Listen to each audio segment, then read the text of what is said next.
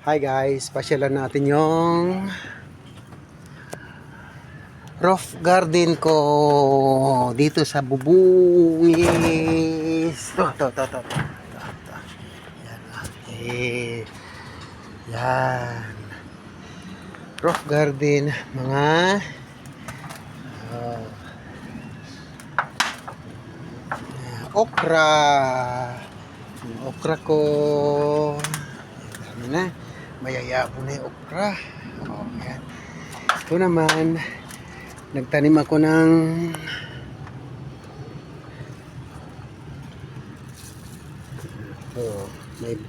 may bunga na yung ano ko, tanim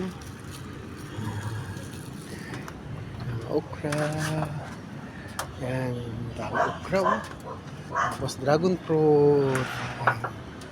Meron din akong kalabasa. Malapit na rin mamunga. Yan, namumulaklak na. Ito, bulaklak na. Maraming bulaklak yan. Yan, yun. Yan. Dami yan. Yan. Tapos may mga sitaw ako. Namumulaklak na rin. Yan, namumulaklak na. Tapos, yan. May mga bunga na. Mahaba na yung bunga ng iba. Oh. Yay! Mahaba na yung bunga. Oh. Haba, oh. Haba, oh. Yan. Dito lang ako nagtanim sa bubong. Ito, oh. Yan. Marami akong ito pala ay pakwan.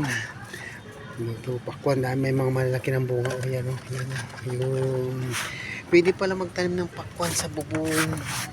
Ito, oh. May mga bunga-bunga kasi. Yung iba kasi kinain ng daga. Yung ibang bunga.